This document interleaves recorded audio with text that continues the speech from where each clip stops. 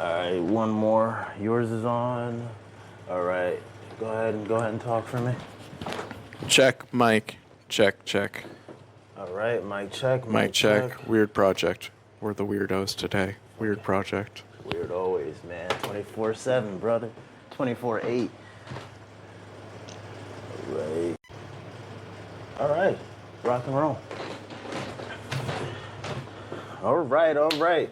Yo. Welcome to another episode of Weird here at the Moon and River Cafe. I have a very special guest today. He is a rising literary artist, highly lyrical and reflective poet. Has been published in multiple academic journals, SCCC's Rhythms, Union College's Broadsides, Albany's Arch Literary Journal, The Seventh Tangent, as well as River and Celia and Underland. His work also appears in the 30th anniversary of 16th and Mission, among other journals. He's the co-editor for Dead Man's Press, Inc., who published his literary work, Vibrant Sounds, Colors in Motion. He's been featured as a headline reader for the Hudson Valley Writers Guild's Poetry Night, and he's active, very active, among other open mics and literary events across the Capital Region. Samuel Maurice, a.k.a. Sam Maurice, a.k.a. Sam I Am, a.k.a. Sam the motherfucking man. Too many spins on Sam. Dude, how the hell are you? You're doing good, man. I'm loving it. Loving it. Listen, it's crazy because, quick side tangent, the recent Super Bowl winner, the quarterback for the Seahawks, Sam Darnold. Okay. Yeah, he was the underdog, and ever since he did that, I was like, yo, dude, this is the year of the underdogs right here, man. It is. Hashtag Sam I Am. I've been on that vibe ever since, and then you know what I mean. I linked up with you, and it just brings me back there, man. There's all sorts of connections to Sam. I've gotten Samwise the Brave. I think that was my local nickname for a while. I was Sir Samwise. Dude, for listen, a lot of different people. Brother, we are riding the motherfucking wave, man. And I want you to. I have to make it. It goes without saying, you're an incredible fucking poet, dude. Great writer. If I didn't make that clear in that introduction, I'm gonna double down on it, right? I'm gonna let that shit be known. These people need to know that shit. You know I'm blushing. you know, dude, you read in listening to the MP3s you sent. Yeah. You read with such a regal tone. Like it's like it takes me. It felt like it was like some 19th century shit almost. You know what I'm saying? I'm like, this is beautiful. You know what I'm saying? I mean, but in talking to Rich, he was telling me that you're inspired by the beat poets. Well, it's funny you bring up Rich, because I started working for Rich back in 2013. Rich is I've the known owner. Rich Rich is one of the owners of the Moon and River Cafe, just so you guys know. and the former owner of Arthur's Market by annex to the Moon and River Cafe. And in my long standing with Rich as an employee, and just by frequenting his cafe and his former places of work, being the Arthur's Market, I really marinated in a beat poetics. I mean, the kind of tale fable I came up with for Rich is that he was old school, or like one of the original, in the original times of gay community, gay culture coming out. He was a part of that original wave, people coming out of the West Coast. Like, he moved to the West Coast, he backpacked there, he did the whole beat routine. And, he brushed shoulders with Allen Ginsberg, Neil Cassidy, and so on. And he took a clod of dirt from North Beach, tucked it in his bedroll, brought it back here to the East Coast with him, planted a seed in that dirt, and it turned into the Moon River Cafe. Because just even looking at the Moon River here, some parts of it are just redolent of San Francisco. Like the interior design and like what he does with the furniture and everything, it feels West Coast. And I think what I applaud Rich for, what I continue to applaud him for, is his ability to take a West Coast sensibility and impose it on an East Coast time frame. I think it's had its issues. I think it's had, like, he's had difficulties with it. He's definitely wrestled with the area, but he's managed to, like, protect this place and preserve this living room of the stockade. That's a fact. You know, Not for nothing. This place has become a safe haven. You know what I mean, for me and other thinkers, man. I mean, I come here and philosophize often. You know what I'm saying? I've come here and have gotten gems from Rich, from Orlando, from other people. I started to conduct my podcast interviews here. I love it here, man. I dead to fuck live right across the street. So this is perfect. Yeah, it is. I've never had a setup like this. Like, it's wild. Like, I almost feel like I'm in New York City almost. It's like a similar vibe. A metropolitan vibe, a metropolitan feel, you know? Yeah. I've always liked the mismatched furniture and how it's like, it's an annex. It's like, it's kind of, part of it's kind of like a yard sale. Another part of it's a cafe. Then it's also a living room. Like, you can just come here and chill, like charge your phone. Or like, and then there's music. The living room that's here without even a stage or anything, it becomes a venue. So you're playing, like, I've done gigs here. You know, I've hosted other open mic events and so on here.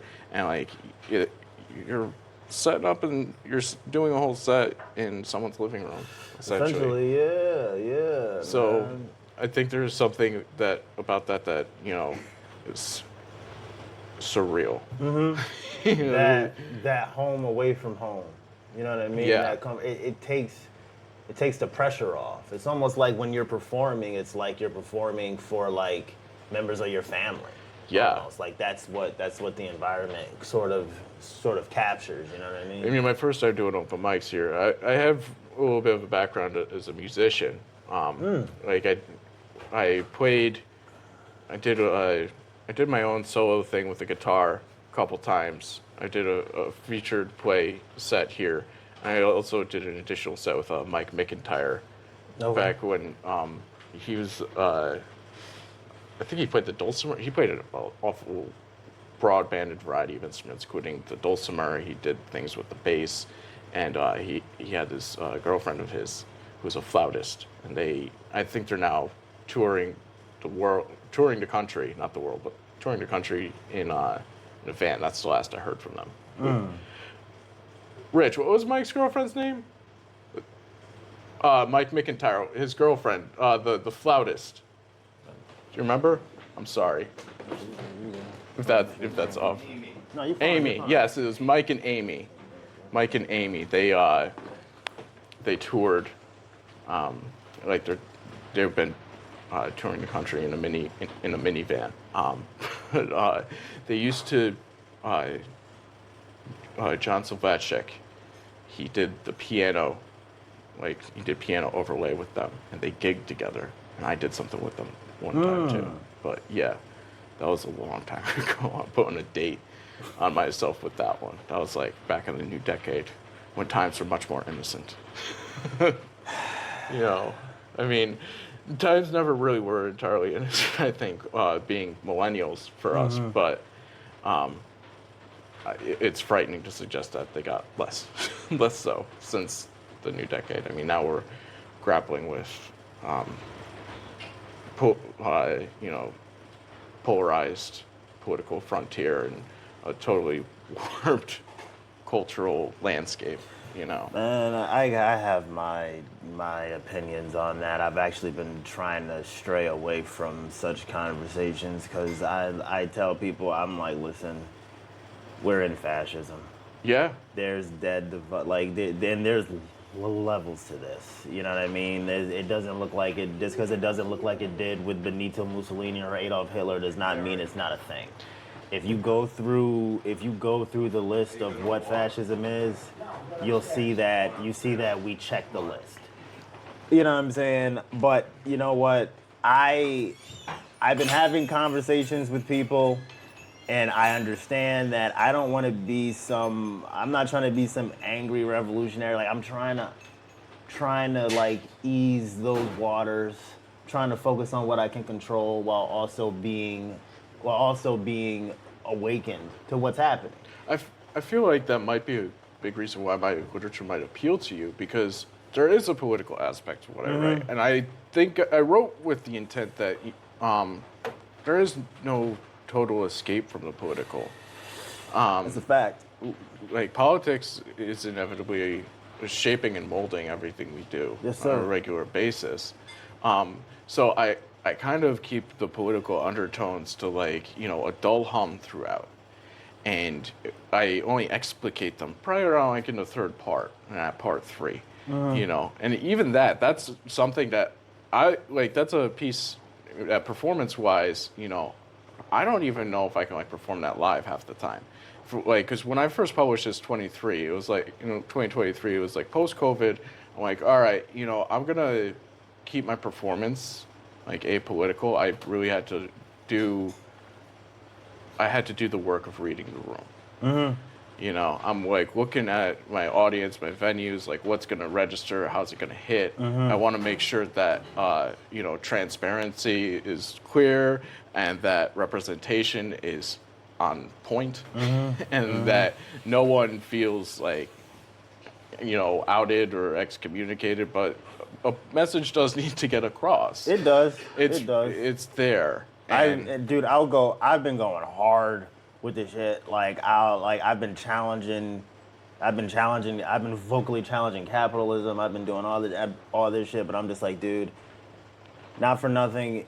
If you're actually gonna make it in this world, especially as an artist, as a creator of some sort, like you have to, you can't dwell on it. Right. Like you can reflect, but you can't dwell. Yeah. You know what I mean? So I've really been working to find that balance. Because I'm like, the only thing that holds us back from being able to excel within the system in order to create the change that we want to see, the only thing holding us back truly is ourselves. There's always going to be obstacles, but if you come in with a clear mind, you can come up with a more sound strategy to overcome said obstacles. You know what I mean? That are outside of yourself. I mean, I think some of the wisest advice I was given, pertaining not only to politics but just a general, like, well-being and adjustment as human, is not to react, but to observe. Like, whenever you feel the need to react or you feel that gut tension to like let something out, just sit for a second, look at your own feet, look at where those feet are in relation to the feet around you. Like, and just assess the situation. I don't want to say observe. That sounds like kind of, you know, that could be kind of, you know. But assess. Like, assess yourself and assess the people around you and how those power dynamics are in the room and where you are in those dynamics. You know, and then from there you can take an active stance. Without reacting, you can be proactive, or you can just be, or like, you know, when it's called for and when it's necessary, be revolutionary. I mean, the battle is in the small little pockets of day to day. Like, I used to work for the state, for example, and I remember one of the times where I felt like I mostly had to assess where I was, you know, holding a state job. And I remembered this happened over break time, just in assessing where I was. I noticed, I hate to say it, but like, I hate to make generalizations, but there was like a group of cis white men, like 3 or 4 cis white men right outside the front door. And then it was like 2 spheres. They were like right outside the front door of the state building that I worked at. I'm going to keep the name like anonymous.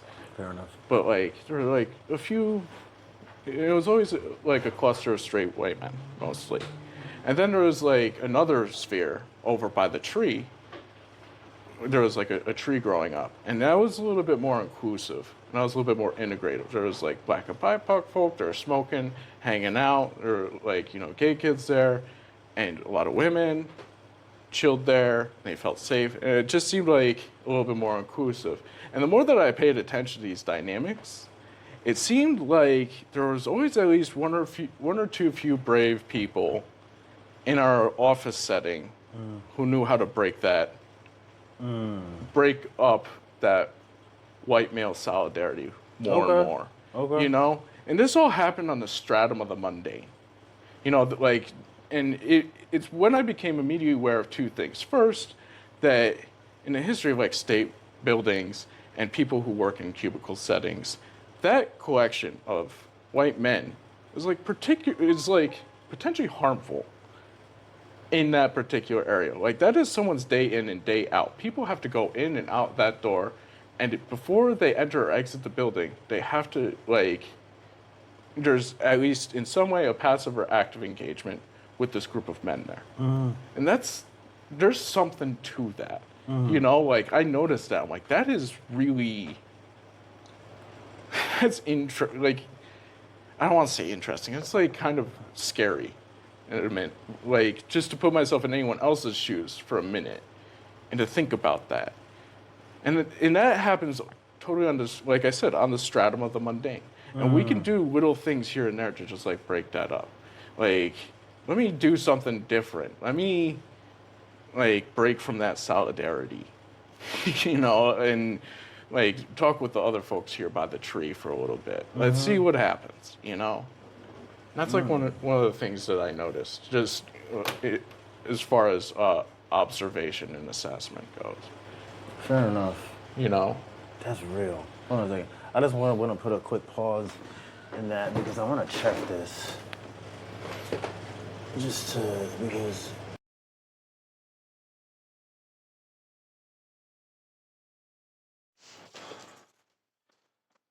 All right, people. So due to some technical difficulties, I had to switch recording devices. So Sam is going to be the main focal point, given the limitations of this phone's camera, which is fine because he's the center of the conversation anyways. All right.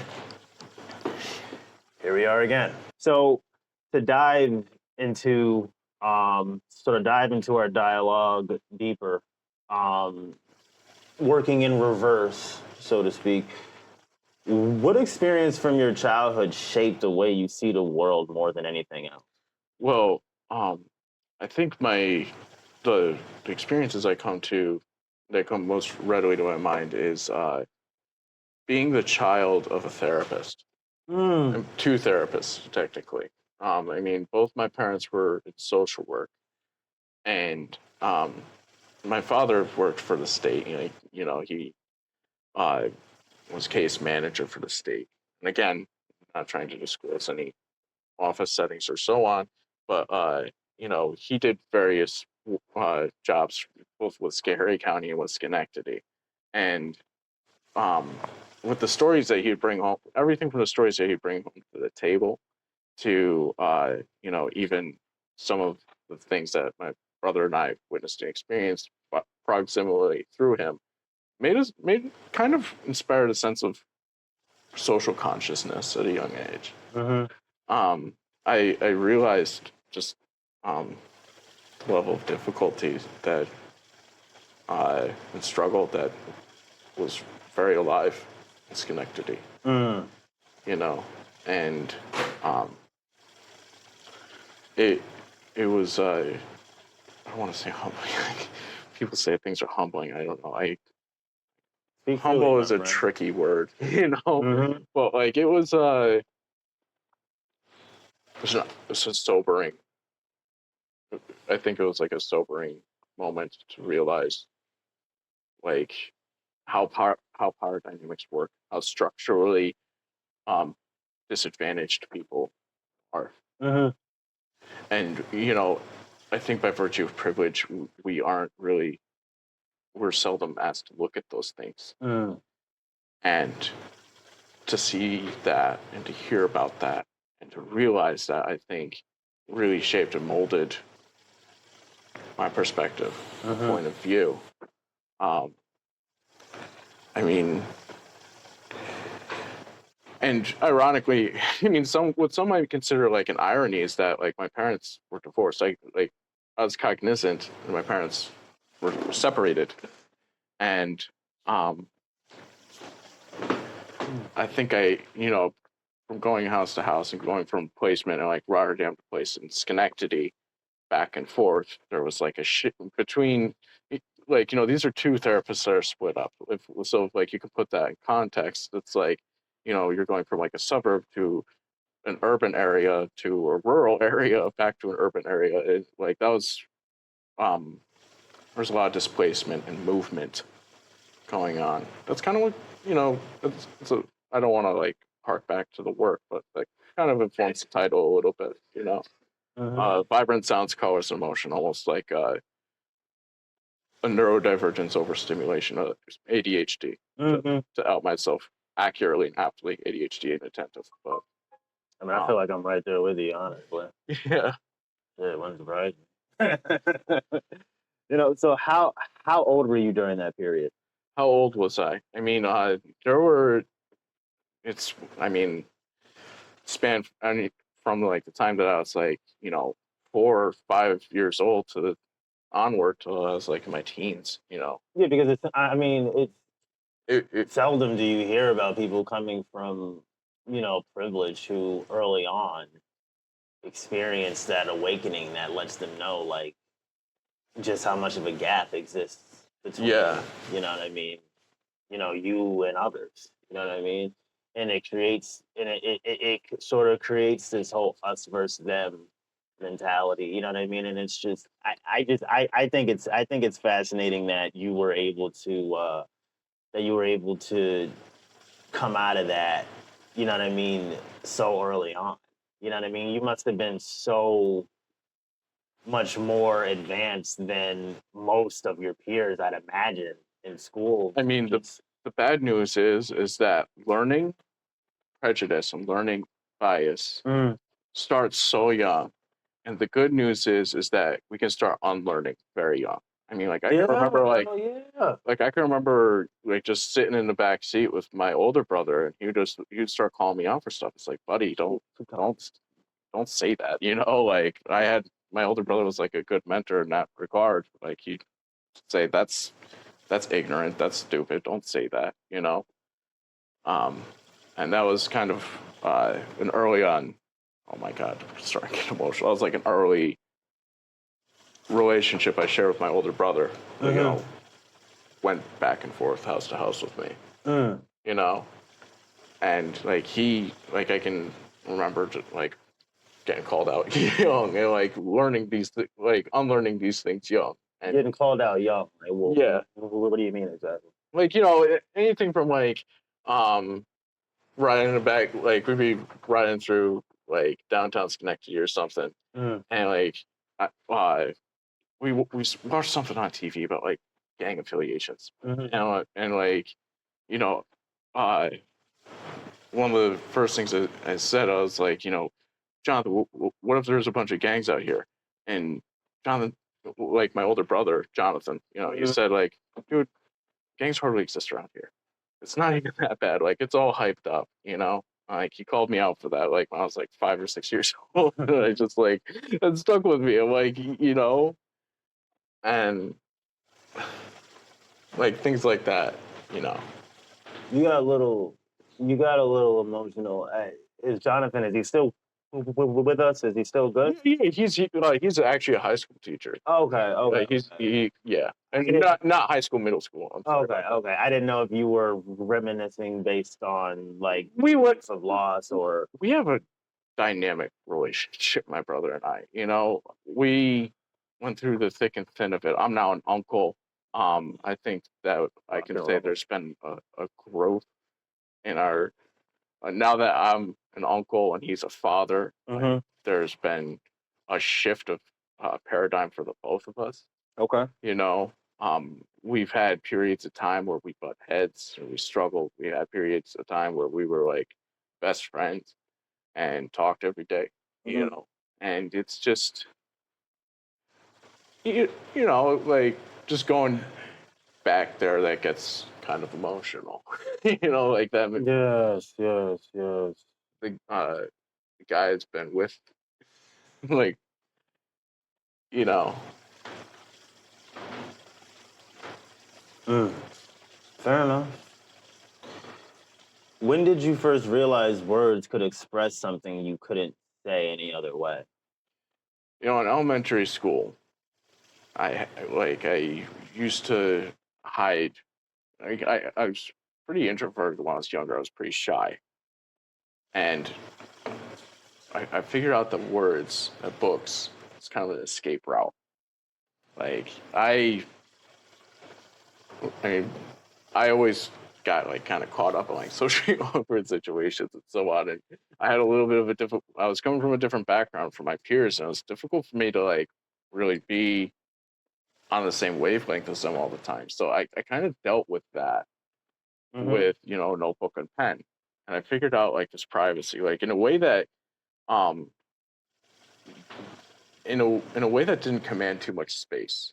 And that's the Okay. thing about poetry that I think is an advantage is you don't need a lot of space to be a poet. You can be Okay. like in close quarters. I mean, I mentioned earlier I had like some history as a musician, but like to do music and to record music or to even practice, all that stuff required space. Mm-hmm. And like that space is not an easy commodity to come by. I mean, I have two young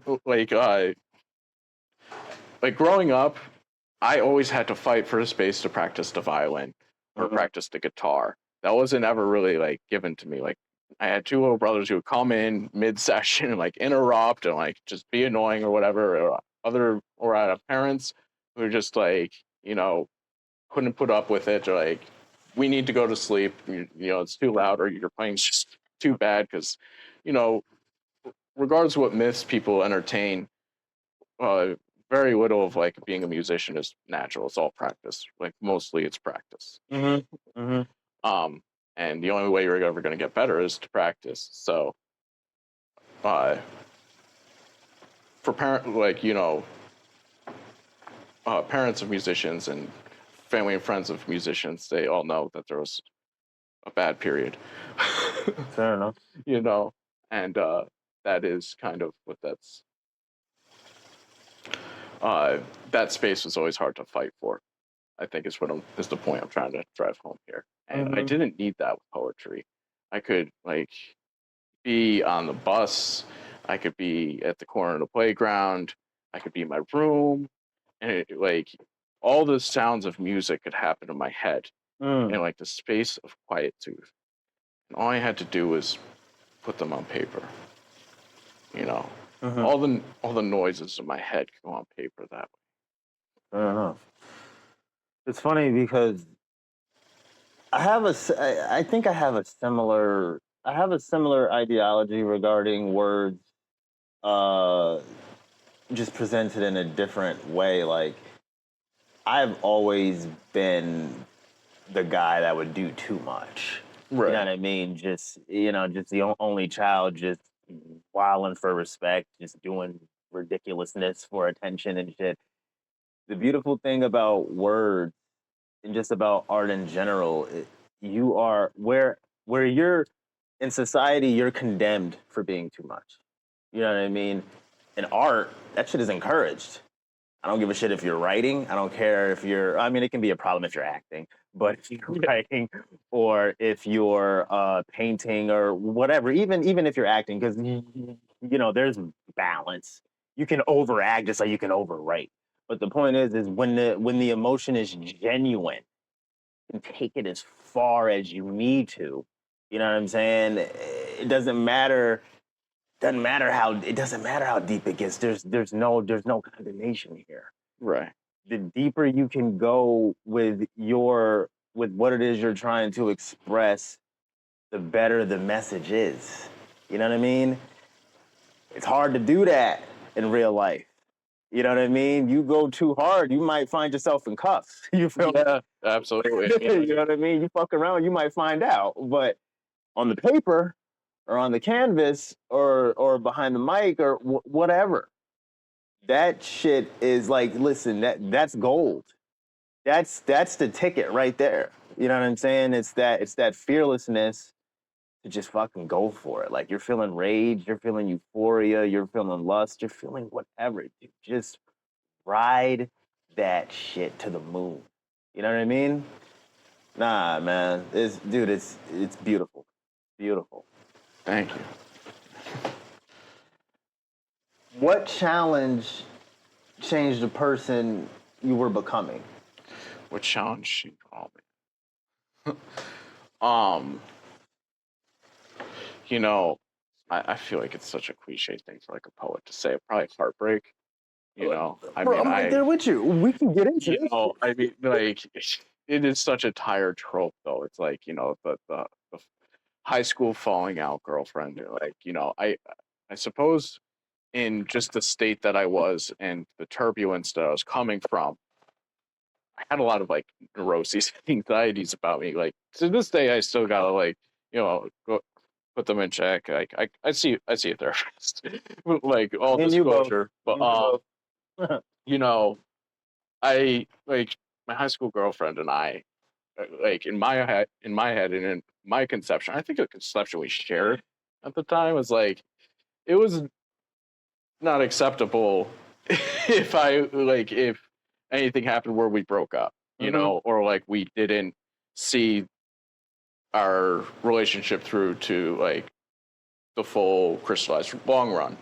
So when that breakup hit, it was hard. It was like it was only interpreted as a complete failure on my end. Like that's how I interpreted it. Like that was like the inner narrative and dialogue that I built around that.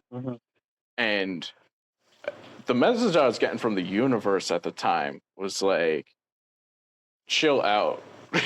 You're a teenager, you're young still, like you need to like that is kind of how like I had to get out of my own way. I was just like, I need to really kind of explore these different aspects of myself that I didn't really permit myself to, that a heteronorm didn't really permit me to.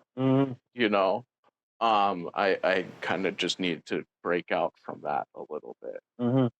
And I mean, even in my book, when I detail relationships, I think of the house and like, the weeds growing up through the floorboards and the ceiling and everything like that.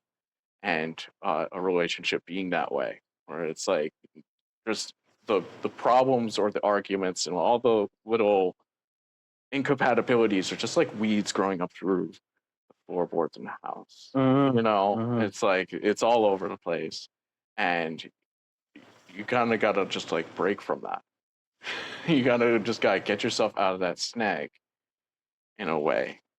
And I think the preconceived notions I had of like love and romance and everything like that were weren't really true. I want to say they were like painted in primary colors. If like you had a painting that was only in primary colors, it's kind of a bleak, boring two-dimensional painting. That's a fact. And like I think that's kind of what I got on my table of what a relationship looks like. And I'm like, and after like probably around college, again, sort of a cliche thing. That's when I started seeing like secondary and tertiary colors. I'm like, wow, people show and express love in a dynamic type of way. And there are like 6 different phrases for love. There's like agape, there's eros, there's just to name a couple off the top of my head, but and everybody has a different language for love. I mean, love itself is language. And I think it's always been important for me to just not necessarily to define love or to find like any logocentric understanding of love, but to establish what it is not, and then from there to build on what it is. And I think a lot of what I've come through so far is that love can't really be achieved without truth. Oh, you're preaching. That's a fact, dude. Dog, I'm right there with you, man. Like my introduction to poetry came from heartbreak. I was 19, got cheated on. You know what I mean? And it was not for nothing. Like I wasn't holding myself accountable. Like there was stuff that I was spoken to about that was bothering her that I was too immature to really care about, and I showed that apathy, and she felt the need to do that in order to be seen. Right? I didn't understand my role in it at the time. You know what I'm saying? So it's like poor me, like, you know what I mean? I'm her, blah, blah, blah. Which and you have the right to go through your motions, but there has to be accountability. I lack that. You look like you're about to say something. I want you to. Well, I wanted to say, like, whenever a relationship falls apart, it's almost like I seldom feel like there wasn't something I could do better. Even like, because I've been cheated on similarly, but I always felt like there was something I could do better. I'm like, I'm looking back, I kind of like, I assess it, and like, again, the term assessment comes up. I feel like what cis men particularly should do at this time is like, and you said accountability. I think of like, like an AA term or an Al-Anon term might even be available. It's like, I feel like we should be like taking personal inventory almost of our relationships and our masculinity in the context of those relationships. That's a fact. In a way, I think that can really inform a spirit of accountability in a really radical way. And I think that's what's like I've been trying to do and trying to work on myself with throughout all this. But to tie this up, to tie this together, I seldom feel like there was ever a time when I couldn't do anything better. Like I always felt like there was something I was like, dang it, I wish I did that. It's on the spirit of the staircase. Now it's gone. And I had the same feeling, but it's like I couldn't rest within the reality of understanding that that's just a possibility, right? Right. I couldn't just keep it in my mind. I would have to try. Like I gotta try to do. But bro, like that breakup made me feel like I was some fucking like 19th century romantic. You know what I mean? Like trying to like getting on like a stagecoach and going like, can you imagine going from Albany to Schenectady in the 1800s on like horse? Like that's a journey. Yeah. You know what I'm saying? Like now we're just cruising, we're on cars, but that's a fucking journey. You know what I mean? On horseback, I would just like imagine myself like in that situation, like going hard for the person that I felt I was in love with at that particular time. And it wasn't, that shit was complicated. I was too emotionally immature to know what love was, but that was my first time understanding the weight of emotion. You know what I mean? The weight of just everything that goes into love. Love is an umbrella term that encompasses so many different things. And I felt everything everywhere all at once. Yeah. You know what I mean? And then, you get into, you actually said something really beautiful in one of your poems, and I don't want to mispronounce the name of it.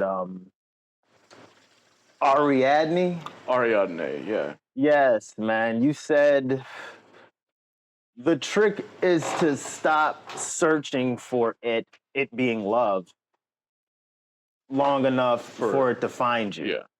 And that hit me because for so long after that, I was searching for something to fill that void. You know what I mean? And I'm just like, the search, the search for love invites this needless suffering. You know what I'm saying? And it brought me back to the philosophy that I study, and it just like, I say that to say, bro, like your work hits me deep. Thank you. Like like it's like I read that line and I like went down a well. You know what I'm saying? Like I felt that, bro. Like, God, just searching for that, and then you come across people and the shit's not working, and you're constantly wondering why. Why? Because there's that expectation. There's a reason why they say expectations can kill a simple man. You know what I mean? Yeah. It's hard to not go in with expectations. Go ahead. I feel like that's like a patriarchal wall we run into because from like the time that we're in school and we're taught these things in our education system and like, just pedagogically speaking, generally, we know that we have to find a job. We know that we have to like get a car materially. We know that we have to meet certain qualifiers to do those things. A relationship is like not like getting a car. A relationship is not like putting a mortgage on a house. These things are often exist in connotation with a relationship, with our typified, normative understanding of one. But attaining one isn't that. Like, if we want to get the car and a mortgage to the house and we're still single, we've got the fish tank. But like, how do we get the fish? It's like that's the thing. We're very good at that's what the patriarchy does. It's like it shows us how to get the fish tank, and it teaches us that getting the fish is the same exact way, and it's not. It's not that way. It that comes from a place of self-love and acceptance first and foremost. We're very self-taught that, we very little fosters, gay or queer relationships without coming under attack as, like brainwashing, if you will, or anything like that, or falling underneath a heightened stigma. I'm like avoiding the buzzword. It's like they buzz in my head every day. They buzz in our community's head every day. Yes. But yeah, so I think that when just defining that and coming to terms of understanding with that is really helpful in understanding interpersonal dynamics and where we fit in them.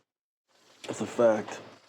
I want to kind of ask you something that your statement kind of springboards me into, and I want you to understand. I don't want to cross any boundaries. So if this is something that you're not comfortable with, I completely understand. Yeah. If I'm not mistaken, I think I read you're bisexual, correct? Yes. Okay. Yes, I'm cis bi. When did you realize that about yourself, and what was that experience like to realize that you were different in a way that can unfortunately be misunderstood and even condemned by society? Well, first, it started with being comfortable with my sexuality. I mean, throughout high school, I was touted as being comfortable with my sexuality. That, in a way, I think might be kind of like a bisexual trope. Did you date men in high school as well? No, I didn't. Okay. I identified as straight. I was like a straight guy who was like comfortable with his sexuality. Okay. I get and it. when what the way that I reasoned it is like I'd had like peripheral attractions to men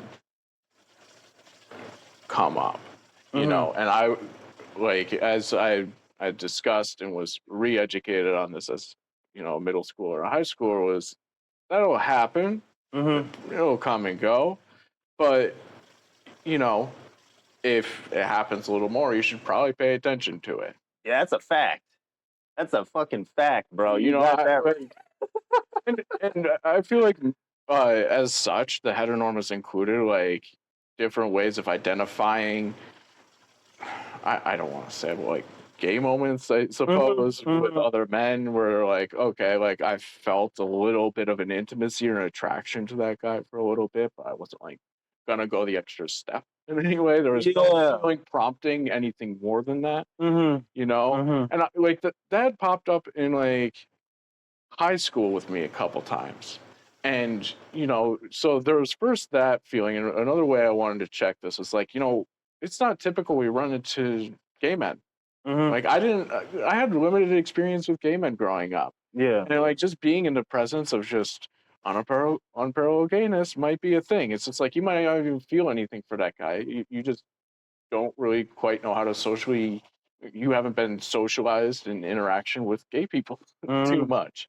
So it took a lot of like breaking out of that before I felt like I could identify as bisexual. So I feel like the bisexual bud blossomed around 2016 for me. Like when I was like 22, 23 years old. And which is a little late, but kind of better late than never at that. I mean, I was later than you. Like I had to experiment, so to speak, in order to realize that I'm straight. Yeah. As wild as that sounds, like as a kid, I didn't have any freedom or whatever to like ask questions like that. Like my mother and father, like God bless their souls, loved them so much. They weren't fucking around with that shit. You know what I'm Right. saying? It's like it was like type shit where there was just no way. I had no comfort in exploring that curiosity whatsoever. So I got older and I would just kind of deal with it. I'm like, you know, what? Because after that breakup, I went through a period where I couldn't connect with women. I couldn't connect with anybody. I couldn't connect with myself. I had no idea who I was. You know what I mean? And it was until when the hell was it? Like 2021? I mean, it was a messy period. I started doing a bunch of fucking ecstasy and shit. Then I got the courage. I'm like, you know what, screw it. I gotta see what the hell what's what. You know what I mean? I guess I didn't go too far, but I did, you know what I mean? I definitely hung out. I definitely hung out with a few men, a few trans women. You know what I Yeah. mean? Just really immerse myself within the community to really understand myself and how I fit in with the world outside of the shell of myself. Yeah. You know what I mean? And it was like I'm only willing to go, but so far. I mean, Yeah. I'm just like, is this that? Because if I was gay, I wouldn't have had a problem with that. I'm just like, I don't give a fuck. Right. I just want to find out so I can so this issue can no longer be a thing. You know what I'm saying? Because it's like it's hindering me to the point where it's harming my interpersonal relationships, personally, professionally. Like I can't be myself.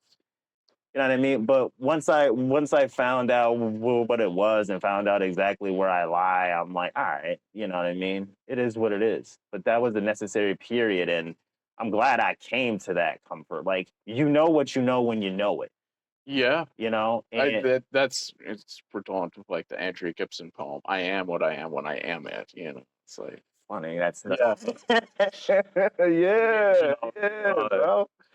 may they rest in power. Yeah, yeah. Uh, I read that poem. I had to read that one. yeah. Madness Face. That's a solid recommendation. Yeah. You know, dude, it's just you gotta you gotta be willing to invest in yourself and exploring. You gotta explore the shadows, brother. I mean, You gotta go into the basement. You gotta poke around. You gotta know what's what because a lot of the times I notice, man, I have friends who got married too young yeah, because they wanted to fit into those societal expectations, and then they don't, they never gave themselves the time to realize what it is they actually want, what it is they actually need to be satisfied within that romantic realm, right? So they step out in such ways, and it's like, dude, you weren't emotionally intelligent enough to dive that deeply because you can't dive that deeply into a shared space because you haven't done so within your own. You know what I mean? And I don't mean that to sound derogatory. You know what I mean? I'm certainly not coming from a place of perfection, but I'm just like that's just something that I've noticed, and it's something that I'm glad I've been able to do on my own because people will ask me, "Oh, how come you don't have a girlfriend? How come you're not married? You don't have any kids yet?" I'm like, "Well, you know what I mean? I'm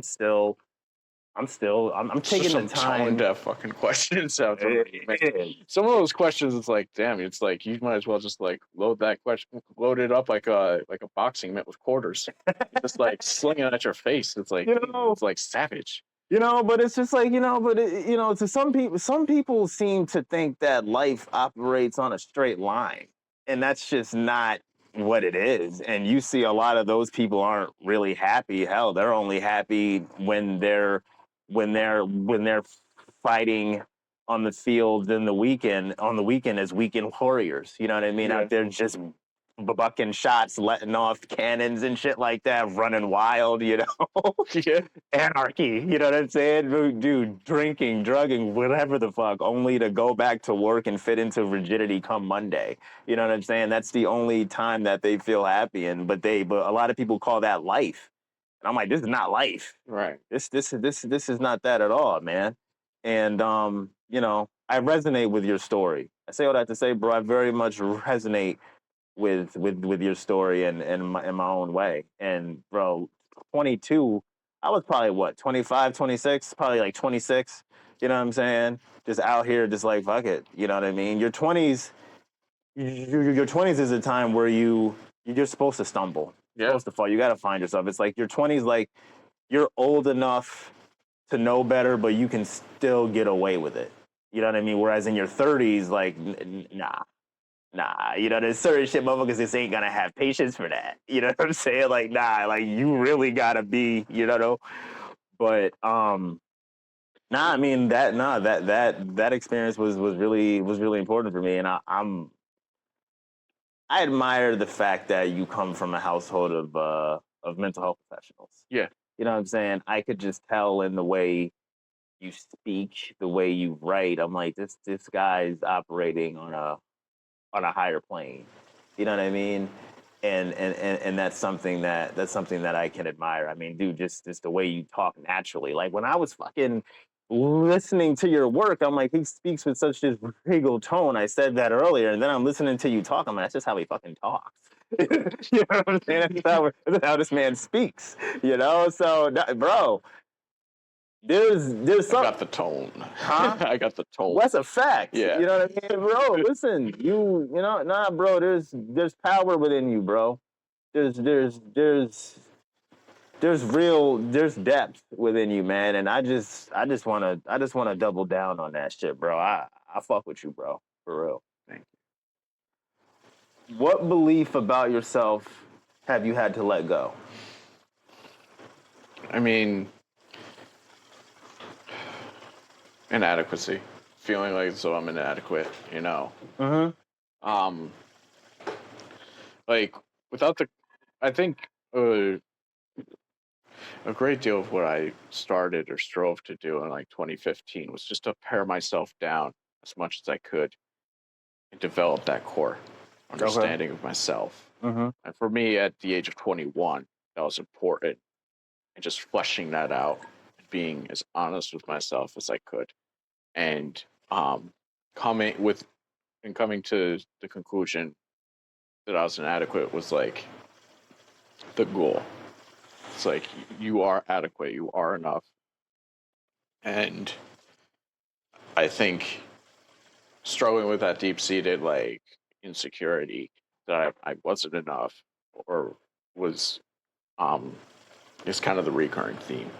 Mm-hmm. And you know, I've been shaving away at that like progressively for like a decade now. And I think that's one of the deepest set in beliefs that I had to work through. Feeling like you're not enough. Well, you know, aside from just the typical middle child complex of, you know, two younger siblings and an older sibling. Yeah, tell me what that's like. I don't know. I never really dove into middle child syndrome. Yeah, you know, I felt like I just existed in comparison for a great, like throughout my adolescence. Oh, you know, it's like, if it's not like what your brother is doing or what your two little brothers are doing, or it's like what the neighbor's kids are doing as opposed to you.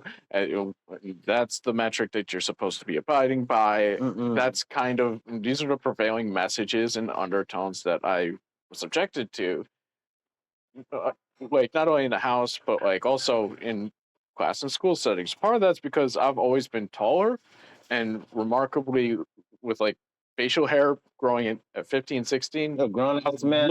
Yeah. Like, you know, we criticize man-child syndrome. I had like child-man syndrome.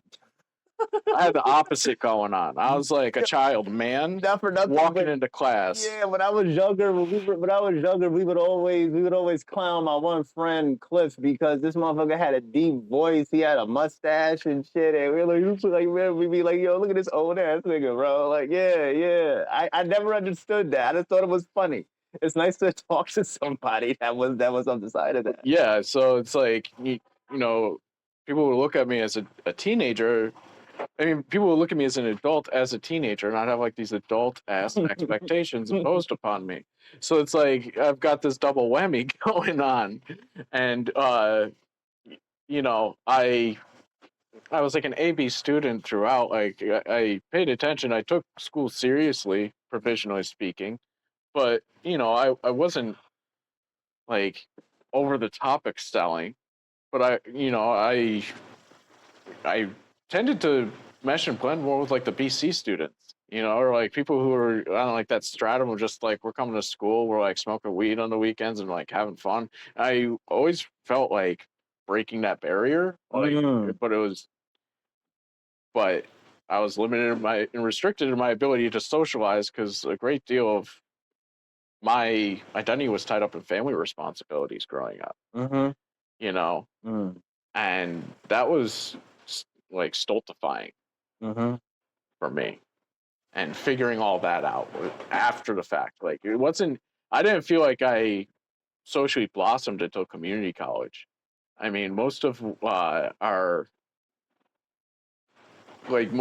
people experience in high school, like you know the carefree innocence of high school and just like being high school kids, I didn't experience it until I was like my first or second year of community college. Like, interesting.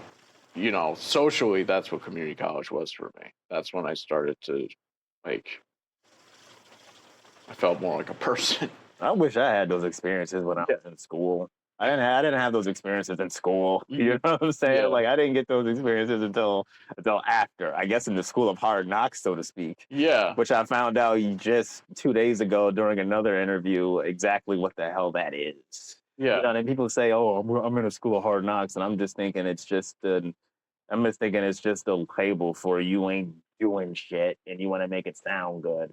Right. That ain't the truth. The school of hard knocks, a motherfucker tell you in the school of hard knocks, that motherfucker's going through, he's pounding through life. You know, type shit. Yeah. You know what I mean? This is a hike. You got blisters on your feet. You know what I mean? You're trudging through mud. You know what I'm saying? It's real. You know what I'm saying? And yeah, it is, bro. I feel like I got a fucking 15-pound pack on my back, just moving. You know what I mean? And you know, as a writer now, I think we're expected to have a little bit of both. I mean, what I'm noticing is like this kind of dehydration or like a paucity of fleshed out, realized writers in academic settings. Like they could be academic writers, it could be academic poets, but there's like this break that needs to happen between the community. Oh no, I'm okay. We're good. You know, the community they strive to address and the work that they develop and the understandings they develop in academic settings. You know, and versus writers who are just self-taught through and through, like you know, like academic setting you have is the public library and that's it.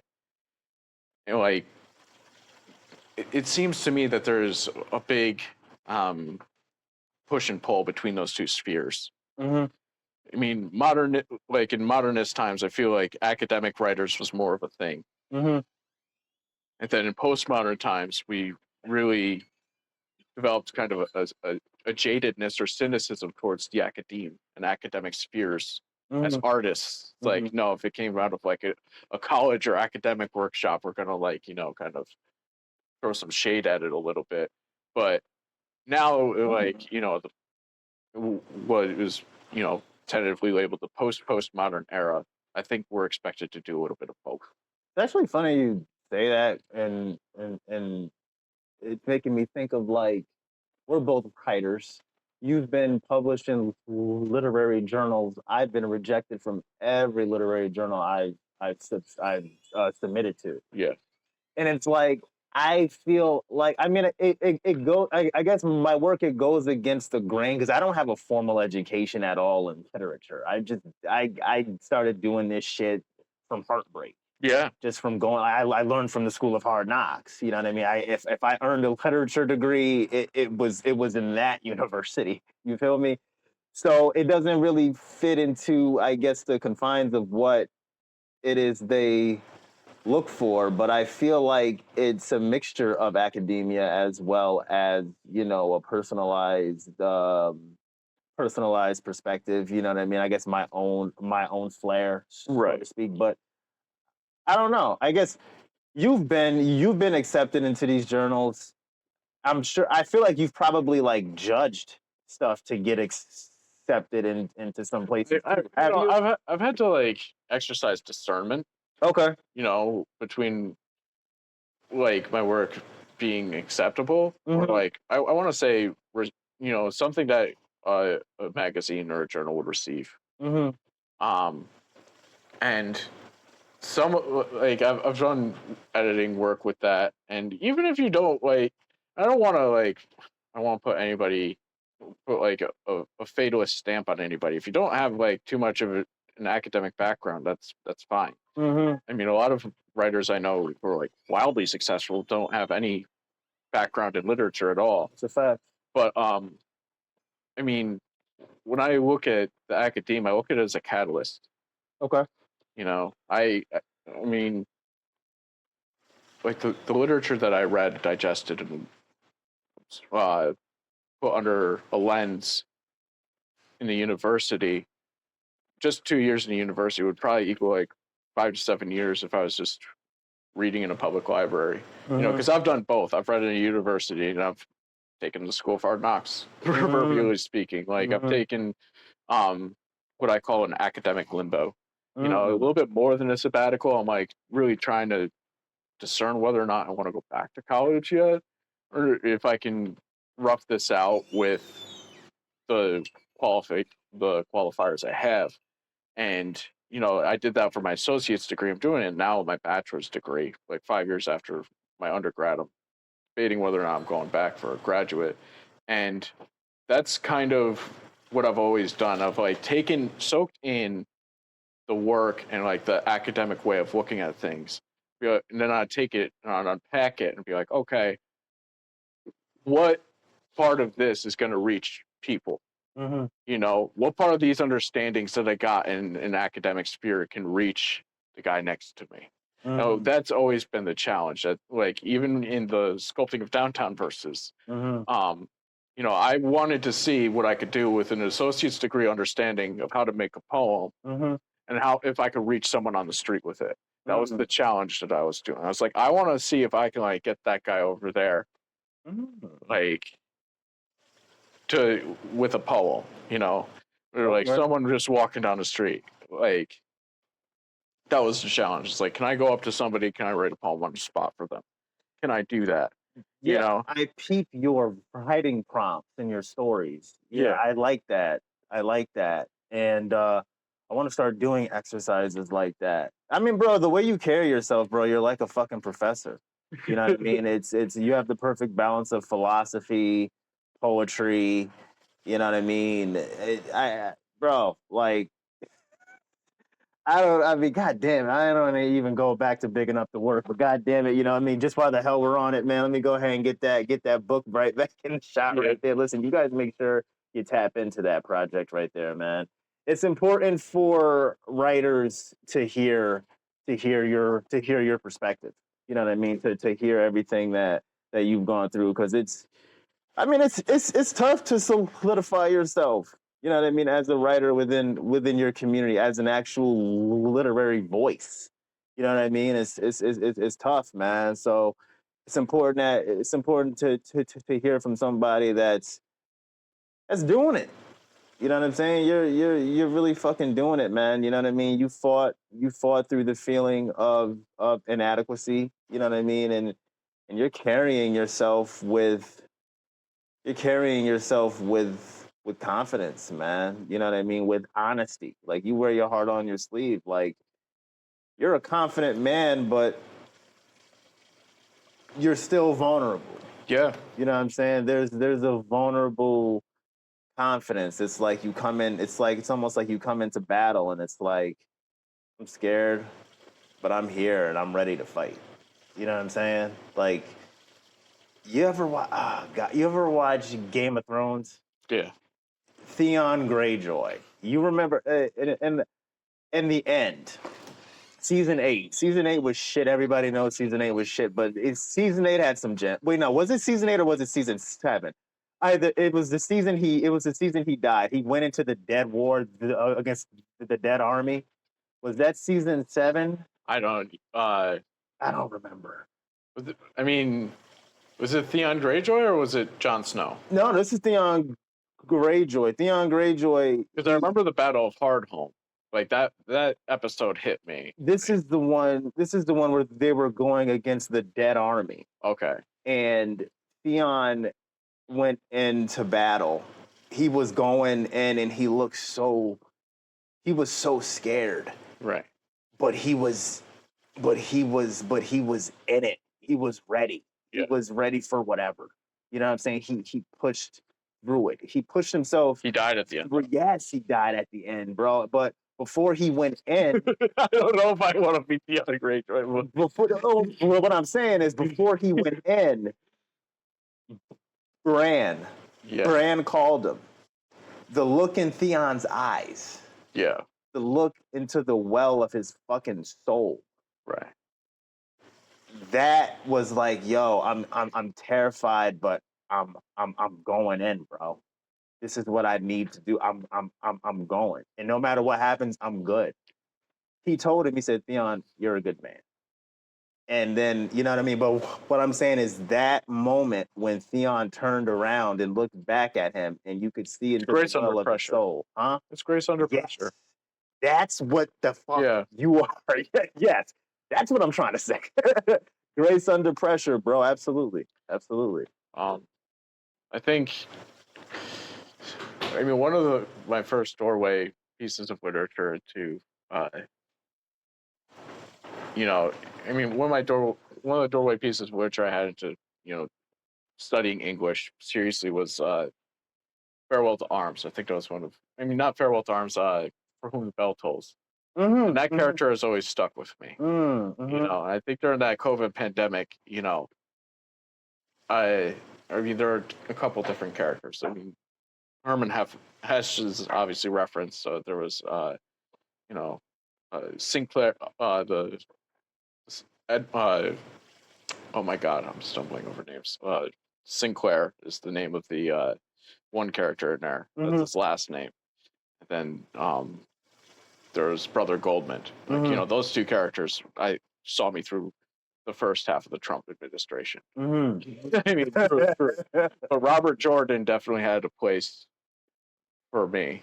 And, he's not so much like Theon Greyjoy. Robert Jordan kind of stuck with me. And I'm glad that we can make this comparison to Theon Greyjoy because his character arc was not pretty. Yeah, no. You've seen that show? It was not pretty. That's like it's almost like the dude lost his identity. God. Like he was just like shoved away. And then he was enslaved by Ramsay Bolton's dickhead ass. And, dude. Ramsay was sick. I was happy to see that motherfucker dead. I'm glad. Yeah, but the thing about it is he was so sadistic, and it was just like, dude, like, all right, that's enough. I think there was almost like I would hate to look at it this way. Of course there was a horror to it, but in the midst of horror, there was nested a sense of humor to this guy, like the way that he sadistically tortured Theon. I felt no matter what way Theon turned, there he was. There, he came in with the horn. There was there was the slightest hint of a comedic effect to the twisted things that he was doing. Because fucking madman. Ramsay Bolton was a very sick individual, man. Right. What the going to fucking asylum. But Dude. like, he was kind of an agent for dark humor in like Yes, he was. in the very beginning, in his introduction, I think. But it's like, you know what? That's how I knew when I was watching that. That's how I knew that I was in a good place mentally, because like if I was like really fucked up in the head at that particular time, I would have been like cackling at that shit. You know what I mean? Yeah. It wasn't nothing funny about like there are elements of dark humor, but I was not laughing. I'm like, okay, Yeah. I'm good, bro. Just let him go. You know? But I say all this to say, dude, his character arc, Theon's character arc, he probably had the best redemption arc in the show. I think that's debatable, but that's what I'm coming through to the debate with. And I say that to say you remind me of him in the best way. And to anybody who hasn't watched Game of Thrones, please watch Game of Thrones. If there's anything that this little segment, this little tangent here should do, it should get you to go watch that show, because it's beautiful. Season 8 wasn't the best, but it doesn't take away from the overall quality of the series. But you already answered my question, my next question on who had the greatest influence on the person you've become. But I guess is there anybody else that you would like to highlight in that regard? I mean, I talked about fictional characters, so I suppose there's like, Yeah, well, real. yeah. I mean, hell, yeah, we just, yeah. Who are real people? Yeah, let's talk about real people. Like, difficult telling me to talk about real people right now. Oh my God, figures of influence. Figures of influence in my life. Damn.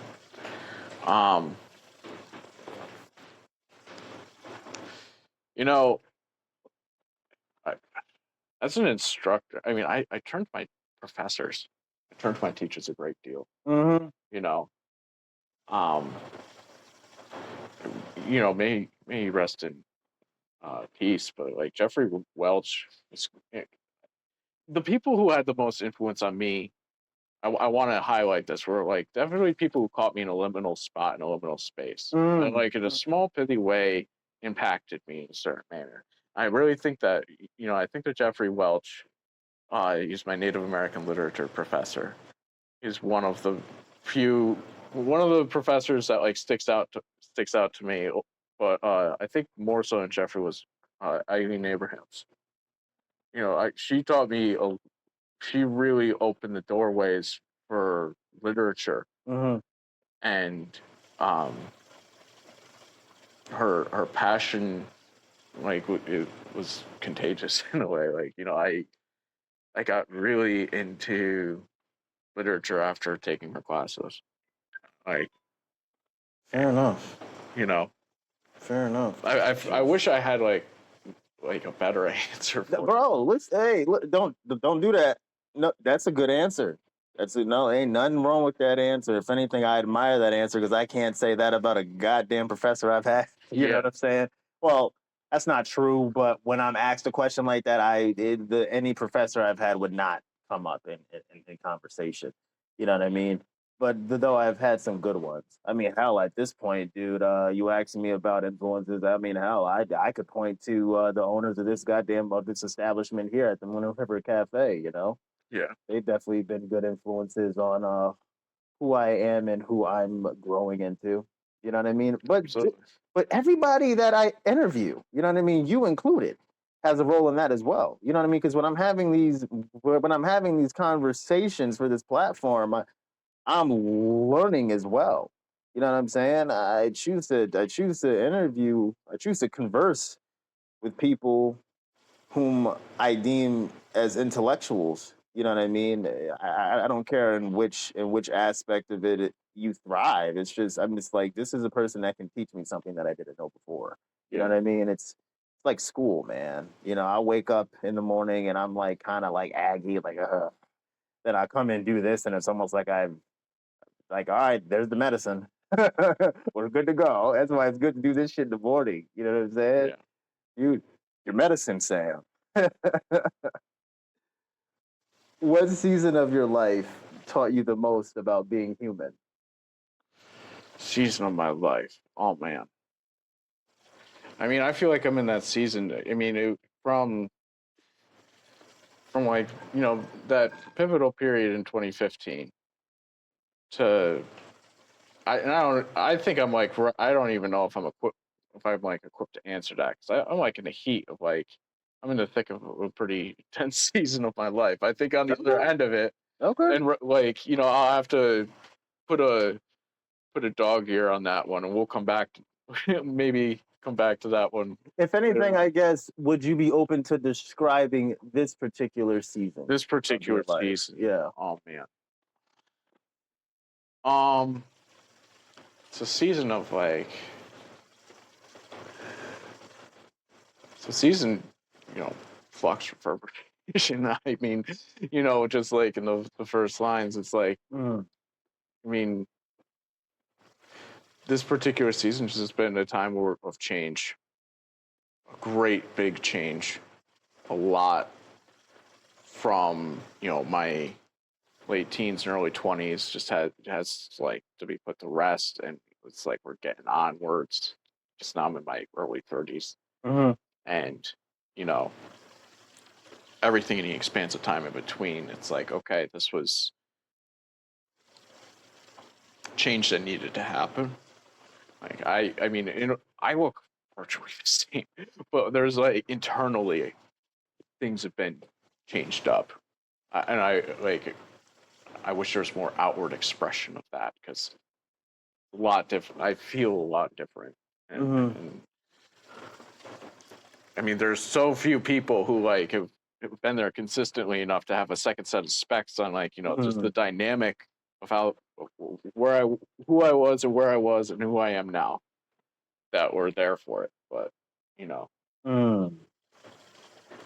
I feel transformation. I feel like I'm kind of coming like at the beginning of the end of that. It's like, all right, things are gonna solidify and be making mobility forward. It's funny you say that. I had this feeling last year. I was able to start writing again, and I started to feel like I was in a renaissance. Yeah. I'm like, there's some sort of reawakening here, but I'm like, it's not just me though. I'm like, it felt bigger than me.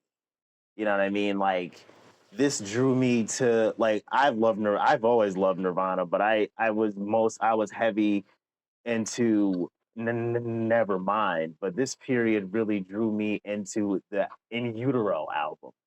And I don't know how familiar you are with the band, but the point is like, I felt something massive, like a massive growth, a rebirth, so to speak. Yeah. And it just made me start looking at my environment and the people within it differently. I'm like, yo, something is happening right now that demands attention. And, it got me into this whole journalism thing, and, here I am talking to you. So to hear you say that, it lets me know that I wasn't bugging. Like, I was right. You know what I'm saying? Like, yo, this, yeah, it's real, man. It's real. We're dead ass blooming, dude. You know what I'm saying? Crazy. But this is, I think we kind of have to bloom right now. We got to bloom out of the stagnance of, I mean, not the stagnance. We got to bloom out of the oppressive powers at work right now. Because if we're gonna like take any of that on, we really gotta like. I really think we've just been prompted at some serious self-evaluation on various levels, from like spiritual to psychological and so on. And I mean, if people out there aren't feeling challenged to look inward, we can't make this change happen. And I just want to say again, not to dwell on it, but just quick reflection. Let's just double back real quick. Okay. Let these motherfuckers know we aren't fascism. No way. And it's like anti-fascism. No, I'm saying, like, let them know that that's what we're in right now. Yeah, like, it is. That's what's happening. Yes. We're headed towards a fascist state. Yes, absolutely. You are anti-fascist, as am I. But I just want to let people know that this is a reality. You know what I mean? Whether you believe we're in it or you believe that we're heading toward it, either way, that's a word that needs to be within your vocabulary right now. I just want to double down on that so people understand, so we can at least plant that seed. Yeah. Right? You gotta be. And we were aware of what got us here too.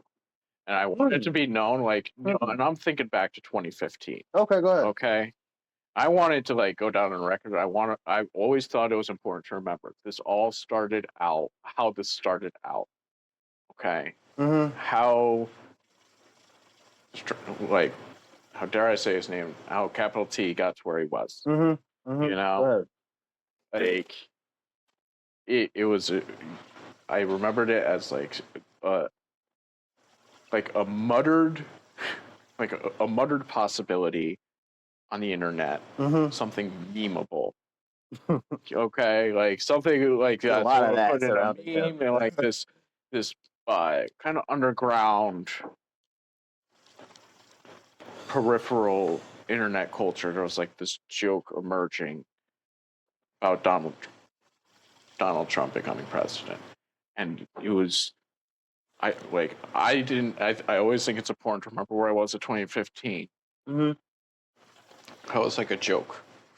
It was never anything meant to be taken seriously. It's like, okay, so people are just being unserious or just like mad at a bipartisan system or whatever. And, you know, they're positing the notion of having like a celebrity run for president. Okay. And that became a reality very quickly. And, you know, like the next breath, you know, and I think there's like a dangerous level of optimism that made that. And to be aware that, like, you know,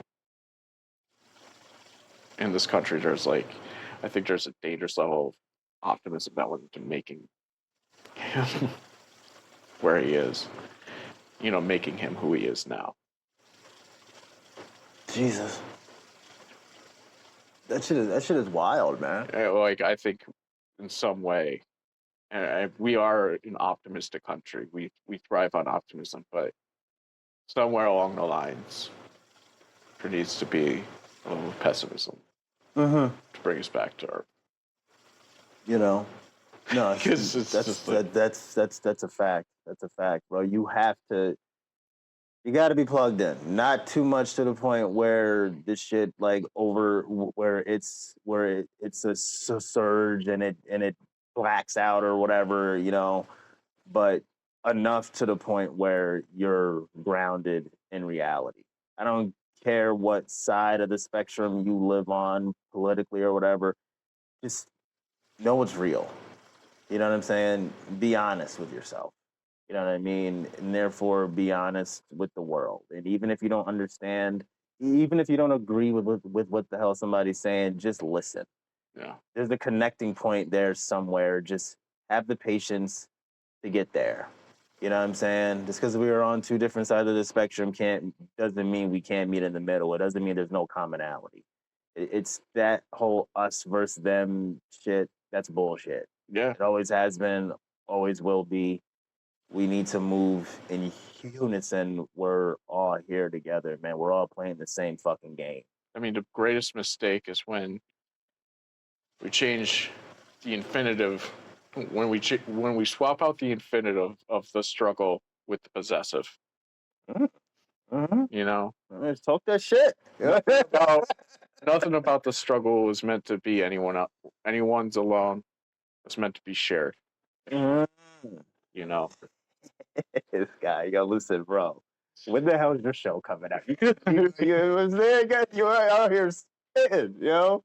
God damn, man. Hell yeah, bro. Hell yeah. You could be you've thought about teaching or just there's something blossoming here. Something. I mean, we made that point, but I'm telling you, man, you're moving toward lecturing in one way or another. You know what I'm saying? Whatever the hell it is, bro. I just know I'm here for it, brother. I'm here for it. Brings me to my next question. What part of yourself have you fought the hardest to protect? My creativity. Mm-hmm. Yeah. You know, I have to fight for my creative license, my creative agency every day. I have to put things down. I have to write how I think. I have to write how I feel. It's like I have to fight to keep every day spontaneous and to know that there's like a backdoor exit out of anything that just seems um terminal or anything that seems uh final or destitute, you know, like there is a way out. Or like there are ways to stay thriving and there are ways to find the means to thrive. It really is, you know. I mean the common I hear this from a lot of people. Like, you know, they complain that I don't want to say complain. Uh the grievance is that there's no time to write, there's no time to be creative. But another thing about poetry doesn't require a lot of space. And it doesn't really require a lot of time either. Poetry is really just in the liminal spaces in between things, you know? And whether it's in transit, like maybe you're stuck in traffic or something, like for me, you know, I'm on the bus, or I'm waiting for an appointment or something like that. If I've got the time to put down like a stanza of a thought or just to convey a phrase of sound or repetition that keeps coming up in my head, it's the life and death importance. It changes things, you know. It's always important to look for opportunities throughout the day to be creative in some manner.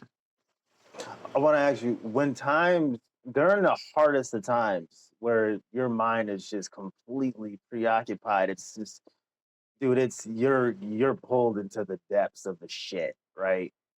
What keeps you writing? Because when shit gets too deep, it can get to a point where you just don't even have the energy for it.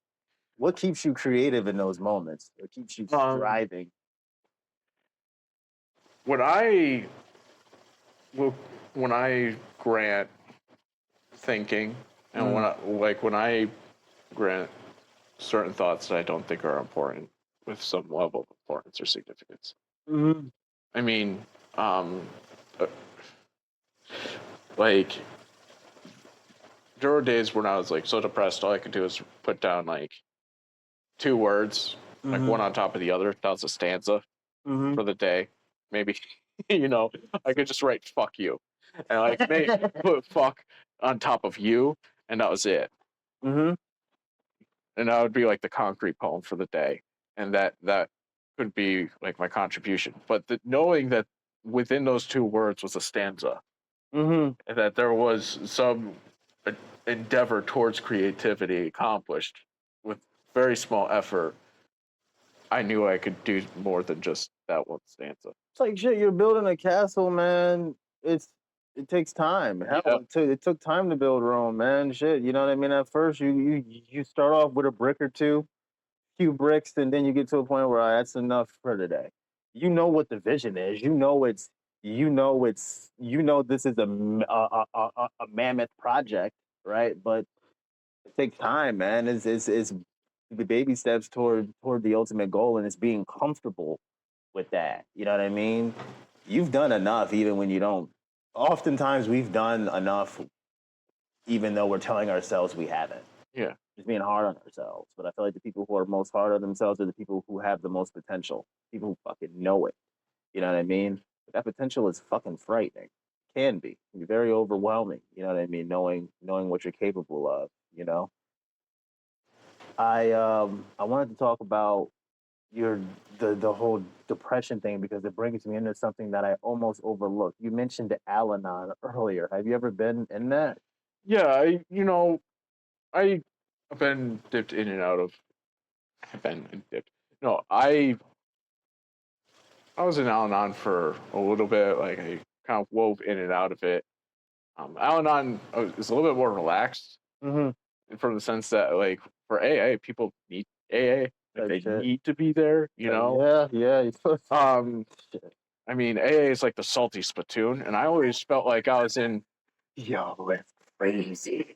Like, I always felt like I got located to Weenie Hut General. Oh, Okay, like, yo, you know how crazy it is, bro? like, you know how they have, like, well, not the salty spittoon, but like, you know that episode from SpongeBob where there's a salty spittoon and there's like the general hospital Yeah, that he got Weenie Hut located Junior. to? Yeah, like, yeah.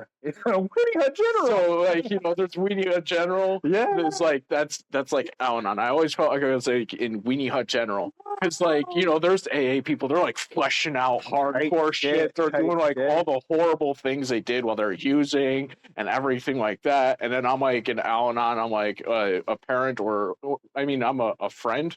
Like I was going for a really close friend of mine and someone who I developed an intimate connection with. And I'm gonna keep their gender. I'm gonna keep their pronouns anonymous. You know, they, and that was a really big ordeal for me at the time. I had to cut that person out of my life in like 2024. Unfortunately. Oh my God, it was all the feelings, and like that was the type of person who like pulled you from heaven to hell. Like it's like last owed me like and like said I like you're coming with me. Like, you know, they had such a force of persona and where they had to where every in like an extravagance of persona too. It's like they could have just identified like one way or another way. It had to be everything. They had to have this culture matched with this culture and everything in between. And like there's a beauty to it, but it was just like I just got yanked. Like whether I was ready for it or not, through all the emotions, all the feelings, and where anything conceivably wrong could happen in the next minute or so with this person. And it was just like too much. And they were going down a path I couldn't follow them through down. And I had to cut ties with them. But, you know, I had to cope with those issues in Al-Anon. And that was kind of a period of recovery, I want to say.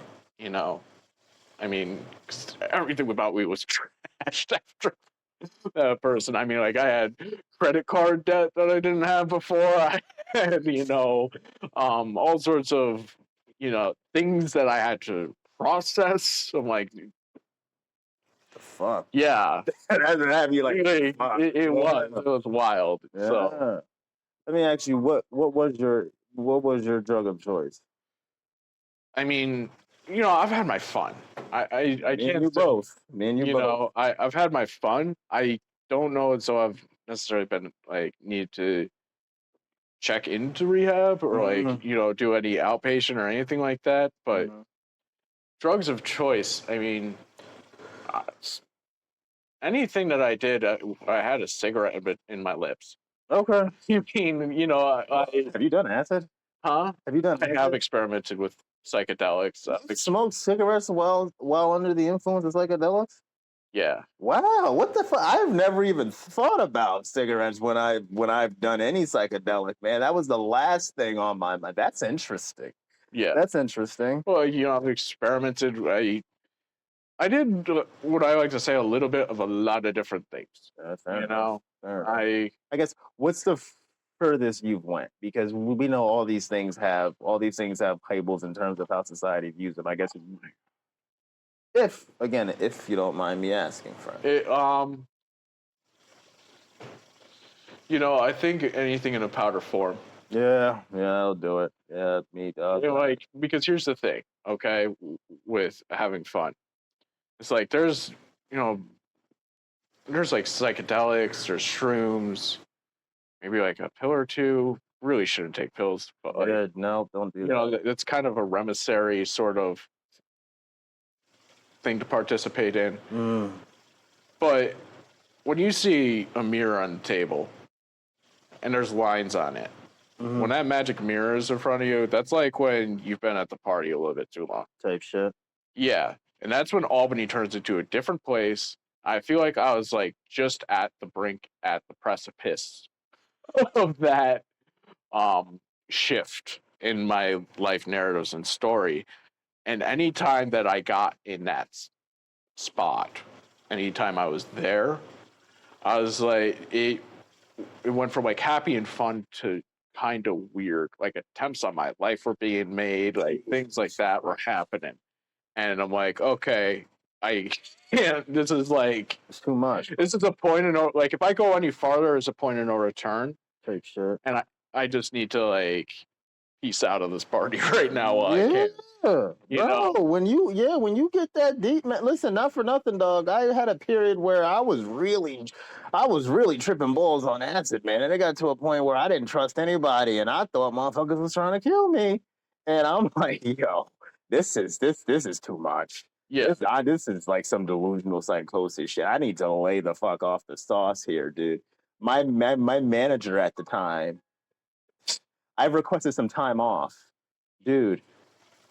My manager, whom I love dearly, she's like a mother to me. She told me, she said, "Listen, you requested off your birthday and you put the wrong date. Whatever you're doing, scale back on it." You know, I said, "Okay, my bad." You know, I'm like, "God damn, my birthday, I put the wrong day. What the fuck is going on? Like this shit is going way too far." Yeah, you know what I'm saying? But not for real. Whenever it gets to that point where the idea of life is just kind of like thrown around like that, you know what I mean, tossed about, that's when you're like, okay, this is too much. This is highly problematic, and we need to take steps toward correcting this, because this is just not what it should be.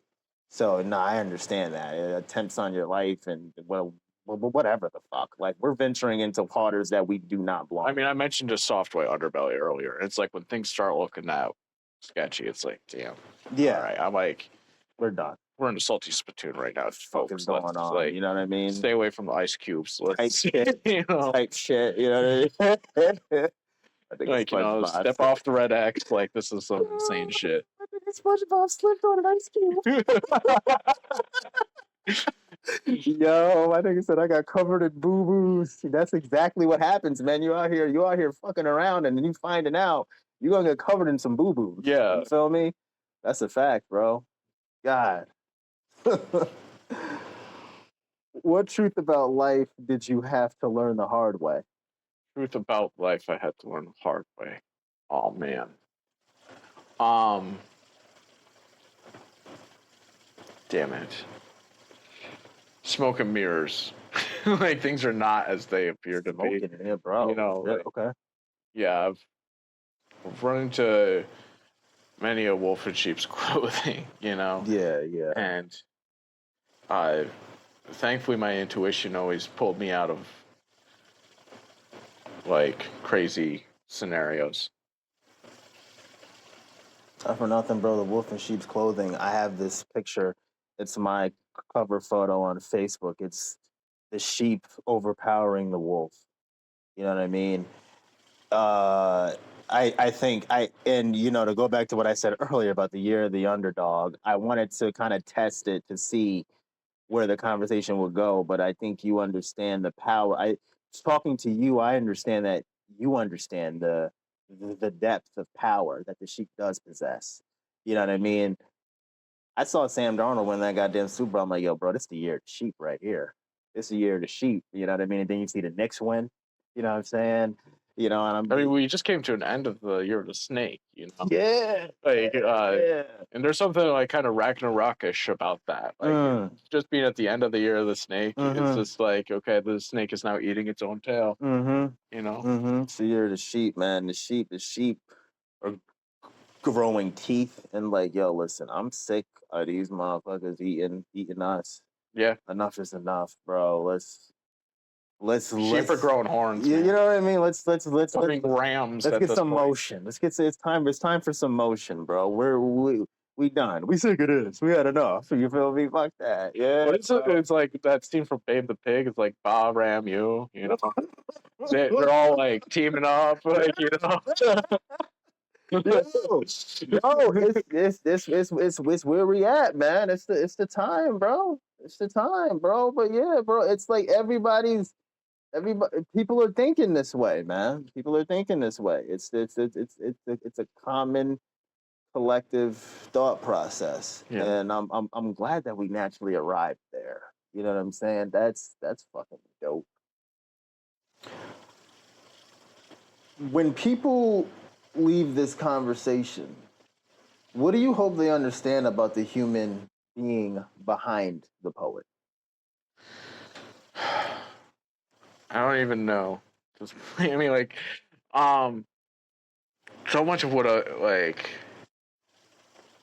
so much of what goes into making my art is just tales opening up windows into another person. Okay.